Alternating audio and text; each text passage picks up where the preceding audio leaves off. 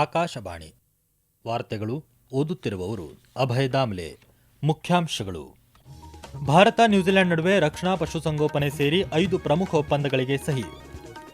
Indo Pacific ಪ್ರಾಂತ್ಯದಲ್ಲಿ ಶಾಂತಿ, ಸ್ಥಿರತೆ, ಭದ್ರತೆ ಬಲವರ್ಧನೆಯಲ್ಲಿ ಭಾರತ ನ್ಯೂಜಿಲೆಂಡ್ ಪ್ರಮುಖ ಪಾತ್ರ. ಪ್ರಧಾನಿ ನರೇಂದ್ರ ಮೋದಿ. ದೇಶದ ಕರಾವಳಿಯ ಸಂಪೂರ್ಣ ಭದ್ರತೆಗೆ ಸರ್ಕಾರ ಕಟಿಬದ್ಧ. ಗೃಹ ಸಚಿವ ಅಮಿತ್ ಶಾ ಪ್ರತಿಪಾದನೆ. ಸ್ವದೇಶಿ ನಿರ್ಮಿತ ಮಹೇಂದ್ರಗಿರಿ F-38 ಯುದ್ಧ ನೌಕೆ ನೌಕಾಪಡೆಗೆ ಇಂದು ಸೇರ್ಪಡೆ. ಹಾಗೂ ಫಿಫಾ ವಿಶ್ವಕಪ್, ಬೆಲ್ಜಿಯಂ ವಿರುದ್ಧ ಸ್ಪೇನ್ಗೆ ರೋಚಕ ಗೆಲುವು, ಸೆಮಿಫೈನಲ್ ಪ್ರವೇಶ. ವಾರ್ತೆಗಳ ವಿವರ. ರಕ್ಷಣಾ ಪಶುಸಂಗೋಪನೆ, ಪ್ರವಾಸೋದ್ಯಮ, ಕ್ರೀಡೆ ಹಾಗೂ ವಿಪತ್ತು ನಿರ್ವಹಣೆ ಸೇರಿದಂತೆ 5 ಪ್ರಮುಖ ಒಪ್ಪಂದಗಳಿಗೆ ಭಾರತ ಮತ್ತು ನ್ಯೂಜಿಲೆಂಡ್ ಇಂದು ಸಹಿ ಹಾಕಿವೆ. ನ್ಯೂಜಿಲೆಂಡ್ನ ಆಕ್ಲೆಂಡ್ನಲ್ಲಿ ಪ್ರಧಾನಿ ನರೇಂದ್ರ ಮೋದಿ ಹಾಗೂ ಅಲ್ಲಿನ ಪ್ರಧಾನಿ ಕ್ರಿಸ್ಟೋಫರ್ ಲಕ್ಸನ್ ನಡುವೆ ನಡೆದ ನಿಯೋಗ ಮಟ್ಟದ ಮಾತುಕತೆಯ ನಂತರ ಒಪ್ಪಂದಗಳನ್ನು ವಿನಿಮಯ ಮಾಡಿಕೊಳ್ಳಲಾಯಿತು. ಸೇನಾ ಸಹಕಾರ ಮತ್ತು ಎರಡೂ ದೇಶಗಳ ನಡುವಿನ ಕಾರ್ಯತಂತ್ರ ಮಾತುಕತೆ ಮುಂದುವರಿಸುವ ಉದ್ದೇಶವನ್ನು ರಕ್ಷಣಾ ಒಡಂಬಡಿಕೆ ಹೊಂದಿದೆ. ಸಂಶೋಧನೆ, ಆವಿಷ್ಕಾರ ಮತ್ತು ಉತ್ತಮ ವಿಧಾನಗಳನ್ನು ಪಶುಸಂಗೋಪನೆ ಕುರಿತ ಒಪ್ಪಂದ ಉತ್ತೇಜಿಸಲಿದೆ. ಪ್ರವಾಸೋದ್ಯಮ ಕುರಿತ ಒಪ್ಪಂದ ಪ್ರವಾಸ ವಲಯದಲ್ಲಿ ಸಹಕಾರವನ್ನು ಬಲಪಡಿಸಲಿದೆ. ಕ್ರೀಡಾಭಿವೃದ್ಧಿ ಮತ್ತು ಅಥ್ಲೀಟ್ಗಳ ವಿನಿಮಯದಲ್ಲಿ ಸಹಭಾಗಿತ್ವವನ್ನು ಬಲಪಡಿಸಲು ಜಂಟಿ ಕಾರ್ಯಯೋಜನೆಯನ್ನು ಸಹ ಎರಡೂ ದೇಶಗಳು ಅನುಮೋದಿಸಿವೆ. ವಿಪತ್ತು ನಿರ್ವಹಣಾ ಕುರಿತ ಒಡಂಬಡಿಕೆಯು ವಿಪತ್ತು ಎದುರಿಸುವ ಸನ್ನದ್ಧತೆ, ತುರ್ತು ನಿರ್ವಹಣೆಯಲ್ಲಿ ಸಹಕಾರವನ್ನು ಹೆಚ್ಚಿಸಲಿವೆ. ಈ 5 ಒಪ್ಪಂದಗಳು ಭಾರತ ನ್ಯೂಜಿಲೆಂಡ್ ನಡುವಿನ ವೃದ್ಧಿಯಾಗುತ್ತಿರುವ ಪಾಲುದಾರಿಕೆಗೆ ಮತ್ತು ಕಾರ್ಯತಂತ್ರ, ಆರ್ಥಿಕ ಮತ್ತು ಜನರ ನಡುವಿನ ಸಂಪರ್ಕ ವಲಯಗಳಲ್ಲಿ ಸಹಕಾರ ಭದ್ರತೆಗೆ ನಿದರ್ಶನವಾಗಿವೆ. ಇದಕ್ಕೂ ಮುನ್ನ ಮಾತನಾಡಿದ ಪ್ರಧಾನಿ ನರೇಂದ್ರ ಮೋದಿ ಅವರು, ನ್ಯೂಜಿಲೆಂಡ್ನ ತಮ್ಮ ಪ್ರವಾಸ ಎರಡೂ ದೇಶಗಳ ನಡುವಿನ ದ್ವಿಪಕ್ಷೀಯ ಸಂಬಂಧಗಳಲ್ಲಿ ಮೈಲುಗಲ್ಲಾಗಲಿದ್ದು, ಬಾಂಧವ್ಯಗಳ ವೃದ್ಧಿಗೆ ಹೊಸ ವೇಗ ನೀಡಲಿದೆ. ಕಡಿಮೆ ಅವಧಿಯಲ್ಲಿ ಮುಕ್ತ ವ್ಯಾಪಾರ ಒಪ್ಪಂದ ಪ್ರಕ್ರಿಯೆಗಳನ್ನು ಪೂರ್ಣಗೊಳಿಸುವ ನ್ಯೂಜಿಲೆಂಡ್ನ ಕಾರ್ಯಗಳು ಶ್ಲಾಘನೀಯ. ಎರಡೂ ದೇಶಗಳು ಇದೀಗ ಕಾರ್ಯತಂತ್ರ ಪಾಲುದಾರಿಕೆ ಸ್ಥಾಪನೆಯತ್ತ ಮಹತ್ವದ ಹೆಜ್ಜೆ ಇಟ್ಟಿವೆ ಎಂದು ಹೇಳಿದರು. ಇಂಡೋ ಪೆಸಿಫಿಕ್ ಪ್ರಾಂತ್ಯದಲ್ಲಿ ಶಾಂತಿ, ಸ್ಥಿರತೆ ಮತ್ತು ಭದ್ರತೆ ಬಲಪಡಿಸಲು ಭಾರತ ಮತ್ತು ನ್ಯೂಜಿಲೆಂಡ್ ಪ್ರಮುಖ ಪಾತ್ರ ವಹಿಸಿವೆ. ನ್ಯೂಜಿಲೆಂಡ್ನ ತಮ್ಮ ಈ ಪ್ರವಾಸ ದ್ವಿಪಕ್ಷೀಯ ಬಾಂಧವ್ಯಗಳನ್ನು ಮತ್ತಷ್ಟು ವೃದ್ಧಿಸಿ ಜಾಗತಿಕ ಶಾಂತಿ ಮತ್ತು ಸಮೃದ್ಧತೆಯನ್ನು ಹೆಚ್ಚಿಸುವ ನಿರೀಕ್ಷೆಯಿದೆ ಎಂದು ಹೇಳಿದರು. ಕ್ರಿಸ್ಟೋಫರ್ ಲಕ್ಸನ್ ಮಾತನಾಡಿ, 40 ವರ್ಷಗಳಲ್ಲಿ ಇದೇ ಮೊದಲ ಬಾರಿಗೆ ಭಾರತೀಯ ಪ್ರಧಾನಿಯೊಬ್ಬರು ನ್ಯೂಜಿಲೆಂಡ್ಗೆ ಭೇಟಿ ನೀಡುತ್ತಿರುವುದು ಐತಿಹಾಸಿಕ ಮೈಲುಗಲ್ಲಾಗಿದೆ. ವಾಣಿಜ್ಯ ಕಾರ್ಯಸೂಚಿಯಲ್ಲಿ ಎರಡೂ ದೇಶಗಳಲ್ಲಿ ಮಹತ್ವದ ಪ್ರಗತಿ ಸಾಧಿಸಿವೆ. ಮುಕ್ತ ವ್ಯಾಪಾರ ಒಪ್ಪಂದವನ್ನು ಮೀರಿ ಎರಡೂ ದೇಶಗಳ ಸಂಬಂಧಗಳು ವಿಸ್ತರಿಸುತ್ತಿವೆ ಎಂದು ಹೇಳಿದರು. ಇಂದು ಪ್ರಧಾನಿಯವರು ಪ್ರಮುಖ ವಾಣಿಜ್ಯ ಮತ್ತು ಕ್ರೀಡಾ ಗಣ್ಯರೊಂದಿಗೆ ಸಂವಾದ ನಡೆಸಲಿದ್ದಾರೆ. ದೇಶದ ಕರಾವಳಿ ಸಂಪೂರ್ಣ ಭದ್ರತೆಗೆ ಸರ್ಕಾರ ಕಟಿಬದ್ಧವಾಗಿದೆ ಎಂದು ಕೇಂದ್ರ ಗೃಹ ಸಚಿವ ಅಮಿತ್ ಶಾ ಹೇಳಿದ್ದಾರೆ. ದೆಹಲಿಯಲ್ಲಿ ನಿನ್ನೆ ಕೇಂದ್ರ ಬಂದರು, ಹಡಗು ಮತ್ತು ಜಲಮಾರ್ಗ ಖಾತೆ ಸಚಿವ ಸರ್ಬಾನಂದ ಸೋನೋವಾಲ್ ಅವರೊಂದಿಗೆ ಬಂದರು ಭದ್ರತೆ ಬ್ಯೂರೋನ ಪ್ರಗತಿ ಪರಿಶೀಲನಾ ಸಭೆಯನ್ನುದ್ದೇಶಿಸಿ ಅವರು ಮಾತನಾಡಿದರು. ಬಂದರು ಭದ್ರತೆಗೆ ಕೇವಲ ಪರವಾನಗಿ ಹೊಂದಿದ ಖಾಸಗಿ ಭದ್ರತಾ ಸಂಸ್ಥೆಗಳಿಗೆ ಅವಕಾಶ ನೀಡಲಾಗುವುದು ಮತ್ತು ಕೇಂದ್ರೀಯ ಭದ್ರತಾ ಪಡೆಗಳಿಂದ ತರಬೇತಿ ಹೊಂದಿದ ಸಿಬ್ಬಂದಿಯನ್ನು ಮಾತ್ರ ನಿಯೋಜಿಸಲಾಗುವುದು.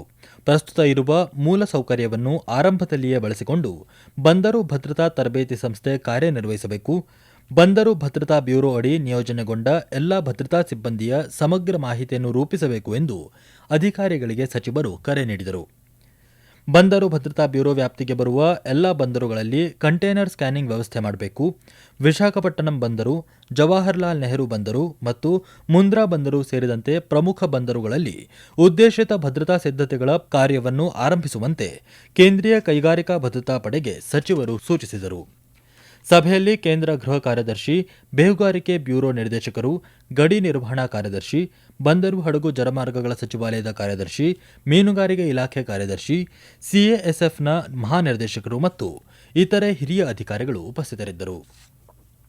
ಉಪರಾಷ್ಟ್ರಪತಿ ಸಿಪಿ ರಾಧಾಕೃಷ್ಣನ್ ಅವರಿಂದು ಬಿಹಾರದ ಗಯಾಕ್ಕೆ ಭೇಟಿ ನೀಡಲಿದ್ದಾರೆ. ಈ ಸಂದರ್ಭದಲ್ಲಿ ಅವರು ಬಿಹಾರ ಸಾರ್ವಜನಿಕ ಆಡಳಿತ ಮತ್ತು ಗ್ರಾಮೀಣಾಭಿವೃದ್ಧಿ ಸಂಸ್ಥೆಯಲ್ಲಿ ಆಯೋಜಿಸಲಾಗಿರುವ ಬಿಹಾರ ವಿಧಾನಸಭೆಯ ಸದಸ್ಯರ ತರಬೇತಿ ಕಾರ್ಯಕ್ರಮದ ಉದ್ಘಾಟನಾ ಅಧಿವೇಶನವನ್ನುದ್ದೇಶಿಸಿ ಮಾತನಾಡಲಿದ್ದಾರೆ. ಈ ವಾರ್ತೆಗಳನ್ನು ಆಕಾಶವಾಣಿಯಿಂದ ಕೇಳುತ್ತಿದ್ದೀರಿ.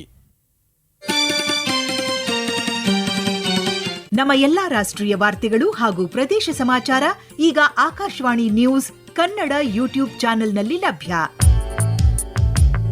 ನಮ್ಮ ಎಕ್ಸ್ ಖಾತೆ ಮತ್ತು ಇನ್ಸ್ಟಾಗ್ರಾಂ ಖಾತೆ ಆಕಾಶವಾಣಿ ನ್ಯೂಸ್ ಕನ್ನಡ. ಹೆಚ್ಚಿನ ಮಾಹಿತಿಗಾಗಿ ನಮ್ಮ ಫೇಸ್ಬುಕ್ ಖಾತೆ AIR ಕನ್ನಡ ನ್ಯೂಸ್ ಅನುಸರಿಸಿ. ಮಾಹಿತಿಯ ಹೂರಣ ವಾರದ ಕಾರ್ಯಕ್ರಮ ಪ್ರಚಲಿತ ವಿದ್ಯಮಾನ ಪ್ರತಿ ಬುಧವಾರ 9:15.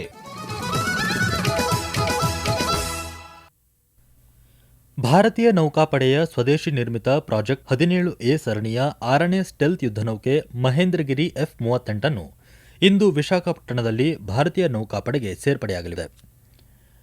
ರಕ್ಷಣಾ ಸ್ವಾವಲಂಬನೆ ಮತ್ತು ಸ್ವದೇಶಿ ಯುದ್ಧನೌಕೆ ನಿರ್ಮಾಣದ ಭಾರತದ ಪಯಣದಲ್ಲಿ ಇದು ಮತ್ತೊಂದು ಮಹತ್ವದ ಮೈಲಿಗಲ್ಲಾಗಲಿದೆ.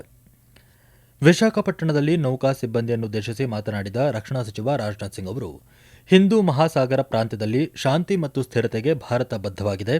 ಸಂಕೀರ್ಣ ಜಾಗತಿಕ ಭದ್ರತಾ ಪರಿಸರದ ನಡುವೆಯೂ ಭಾರತೀಯ ನೌಕಾಪಡೆ ದೇಶದ ಸಾಗರ ವಲಯದ ಹಿತಾಸಕ್ತಿಯನ್ನು ಕಾಪಾಡುತ್ತಿದೆ. ಹಿಂದೂ ಮಹಾಸಾಗರ ಪ್ರಾಂತ್ಯದಲ್ಲಿ ಭಾರತ ಅತಿದೊಡ್ಡ ಮತ್ತು ಅತಿ ಜವಾಬ್ದಾರಿಯುತ ಭಾಗೀದಾರ ದೇಶವಾಗಿದ್ದು, ಈ ಪ್ರಾಂತ್ಯದಲ್ಲಿ ಶಾಂತಿ ಸ್ಥಿರತೆ ಕಾಪಾಡುವುದು ಅಷ್ಟೇ ಜವಾಬ್ದಾರಿಯಾಗಿದೆ ಎಂದು ಹೇಳಿದರು. ಸಮುದ್ರ ಮಾರ್ಗಗಳ ಮೂಲಕ ಭಾರತದ ವಾಣಿಜ್ಯದ 90% ಪ್ರಮಾಣ ಸಾಗುತ್ತಿರುವುದರಿಂದ ದೇಶದ ಆರ್ಥಿಕ ಪ್ರಗತಿ, ಇಂಧನ ಭದ್ರತೆ ಮತ್ತು ದ್ವೀಪಗಳ ರಕ್ಷಣೆಗೆ ಸಾಗರ ಭದ್ರತೆ ಪ್ರಮುಖವಾಗಿದೆ. ಯುದ್ಧ ಸ್ವರೂಪವು ತೀವ್ರ ಬದಲಾವಣೆಯಾಗುತ್ತಿದ್ದು, ಮುಂದಿನ ದಿನಗಳಲ್ಲಿ ಸಂಘರ್ಷಗಳು ಸಹ ಹೊಸ ರೂಪ ಪಡೆಯಲಿವೆ. ಈ ನಿಟ್ಟಿನಲ್ಲಿ ಸಶಸ್ತ್ರ ಪಡೆಗಳು ತಮ್ಮ ಕೌಶಲ್ಯಗಳನ್ನು ಹೆಚ್ಚಿಸಿಕೊಂಡು ಹೊಸ ತಂತ್ರಜ್ಞಾನಗಳನ್ನು ಅಳವಡಿಸಿಕೊಳ್ಳಬೇಕು. ಹೊಸ ಭದ್ರತಾ ಸವಾಲುಗಳನ್ನು ಎದುರಿಸಲು ದೈಹಿಕವಾಗಿ ಮತ್ತು ಮಾನಸಿಕವಾಗಿ ಸಿದ್ಧರಾಗಿರಬೇಕು ಎಂದು ಸಚಿವರು ಕರೆ ನೀಡಿದರು. ನೌಕಾಪಡೆ ಮುಖ್ಯಸ್ಥ admiral Krishna Swaminathan, eastern naval ಕಮಾಂಡ್ನ flag officer commanding in chief vice admiral Sanjay Bhalla ಹಾಗೂ ನೌಕಾಪಡೆಯ ಇತರ ಹಿರಿಯ ಅಧಿಕಾರಿಗಳು ಈ ಸಂದರ್ಭದಲ್ಲಿ ಉಪಸ್ಥಿತರಿದ್ದರು. ಈ ಸ್ಟೆಲ್ತ್ ಫ್ರಿಗೇಟ್ ಅನ್ನು ಭಾರತೀಯ ನೌಕಾಪಡೆಯ ಯುದ್ಧನೌಕೆ ವಿನ್ಯಾಸ ಬ್ಯೂರೋ ದೇಶೀಯವಾಗಿ ವಿನ್ಯಾಸಗೊಳಿಸಿದೆ ಮತ್ತು ಮುಂಬೈನ Mazagon dock ship builders limited ನಿರ್ಮಿಸಿದೆ ಎಂದು ರಕ್ಷಣಾ ಸಚಿವಾಲಯ ತಿಳಿಸಿದೆ. ಪೂರ್ವ ಘಟ್ಟಗಳಲ್ಲಿರುವ ಭವ್ಯ ಮಹೇಂದ್ರಗಿರಿ ಪರ್ವತ ಶ್ರೇಣಿಯ ಹೆಸರನ್ನು ಈ ಯುದ್ಧನೌಕೆಗೆ ನಾಮಕರಣ ಮಾಡಲಾಗಿದೆ. ಆಧುನಿಕ ಸಂಯೋಜಿತ ಅನಿಲ ಚಾಲನಾ ವ್ಯವಸ್ಥೆಯನ್ನು ಹೊಂದಿರುವ ಈ ಯುದ್ಧನೌಕೆಯು ಸಮುದ್ರ ಕಾರ್ಯಾಚರಣೆಗಳ ಎಲ್ಲಾ ವಿಧದ ಕಾರ್ಯಗಳಲ್ಲಿ ಹೆಚ್ಚಿನ ವೇಗ ಮತ್ತು ದೀರ್ಘಾವಧಿಯ ಕಾರ್ಯಾಚರಣೆಯ ಸಾಮರ್ಥ್ಯವನ್ನು ಹೊಂದಿದೆ. 75ಕ್ಕೂ ಹೆಚ್ಚು ಸ್ವದೇಶಿ ಘಟಕಗಳನ್ನು ಒಳಗೊಂಡಿರುವ ಮಹೇಂದ್ರಗಿರಿ ಯುದ್ಧನೌಕೆಯು ಕೇಂದ್ರ ಸರ್ಕಾರದ ಆತ್ಮನಿರ್ಭರ ಭಾರತ ಅಭಿಯಾನದ ಯಶಸ್ಸಿಗೆ ಅತ್ಯುತ್ತಮ ಉದಾಹರಣೆಯಾಗಿದೆ ಎಂದು ಸಚಿವಾಲಯ ತಿಳಿಸಿದೆ. ಮುಂಬರುವ ಮುಂಗಾರು ಅಧಿವೇಶನದ ಸಿದ್ಧತೆಗಳನ್ನು ಸಂಸದೀಯ ವ್ಯವಹಾರಗಳ ಖಾತೆ ರಾಜ್ಯ ಸಚಿವ ಅರ್ಜುನ್ ರಾಮ್ ಮೇಘವಾಲ್ ಮತ್ತು ಸಚಿವ ಡಾ ಎಲ್ ಮುರುಗನ್ ಸಂಸತ್ ಭವನದಲ್ಲಿ ನಿನ್ನೆ ಪರಿಶೀಲಿಸಿದರು.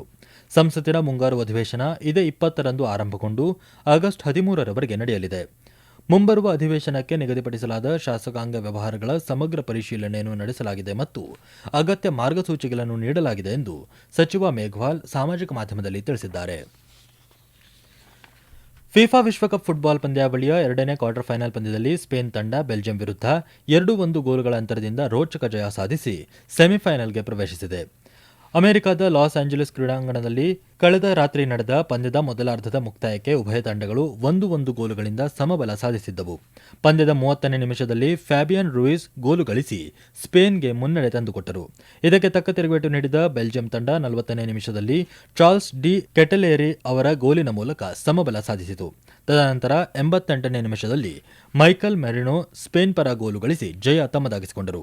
ಇಂದು ರಾತ್ರಿ ಮಿಯಾಮಿ ಗಾರ್ಡನ್ಸ್ನಲ್ಲಿ ನಡೆಯಲಿರುವ 3ನೇ ಕ್ವಾರ್ಟರ್ ಫೈನಲ್ ಪಂದ್ಯದಲ್ಲಿ ನಾರ್ವೆ ತಂಡ ಇಂಗ್ಲೆಂಡ್ ಸವಾಲನ್ನು ಎದುರಿಸಲಿದ್ದು, ಈ ಪಂದ್ಯ ಭಾರತೀಯ ಕಾಲಮಾನ ಇಂದು ಮಧ್ಯರಾತ್ರಿ 2:30ಕ್ಕೆ ಆರಂಭವಾಗಲಿದೆ. ಕೊನೆಯಲ್ಲಿ ಮತ್ತೊಮ್ಮೆ ಮುಖ್ಯಾಂಶಗಳು. ಭಾರತ ನ್ಯೂಜಿಲೆಂಡ್ ನಡುವೆ ರಕ್ಷಣಾ ಪಶುಸಂಗೋಪನೆ ಸೇರಿ 5 ಪ್ರಮುಖ ಒಪ್ಪಂದಗಳಿಗೆ ಸಹಿ. ಇಂಡೋ ಪೆಸಿಫಿಕ್ ಪ್ರಾಂತ್ಯದಲ್ಲಿ ಶಾಂತಿ, ಸ್ಥಿರತೆ, ಭದ್ರತೆ ಬಲವರ್ಧನೆಯಲ್ಲಿ ಭಾರತ ನ್ಯೂಜಿಲೆಂಡ್ ಪ್ರಮುಖ ಪಾತ್ರ. ಪ್ರಧಾನಿ ನರೇಂದ್ರ ಮೋದಿ. ದೇಶದ ಕರಾವಳಿಯ ಸಂಪೂರ್ಣ ಭದ್ರತೆಗೆ ಸರ್ಕಾರ ಕಟಿಬದ್ಧ. ಗೃಹ ಸಚಿವ ಅಮಿತ್ ಶಾ ಪ್ರತಿಪಾದನೆ. ಸ್ವದೇಶಿ ನಿರ್ಮಿತ ಮಹೇಂದ್ರಗಿರಿ F-38 ಯುದ್ಧನೌಕೆ ನೌಕಾಪಡೆಗೆ ಇಂದು ಸೇರ್ಪಡೆ. ಹಾಗೂ ಫಿಫಾ ವಿಶ್ವಕಪ್ ಬೆಲ್ಜಿಯಂ ವಿರುದ್ಧ ಸ್ಪೇನ್ಗೆ ರೋಚಕ ಗೆಲುವು, ಸೆಮಿಫೈನಲ್ ಪ್ರವೇಶ. ಇಲ್ಲಿಗೆ ವಾರ್ತಾ ಪ್ರಸಾರ ಮುಕ್ತಾಯವಾಯಿತು. ನಮ್ಮ ಮುಂದಿನ ವಾರ್ತಾ ಪ್ರಸಾರ ಅಪರಾಹ್ನ 12 ಗಂಟೆಗೆ.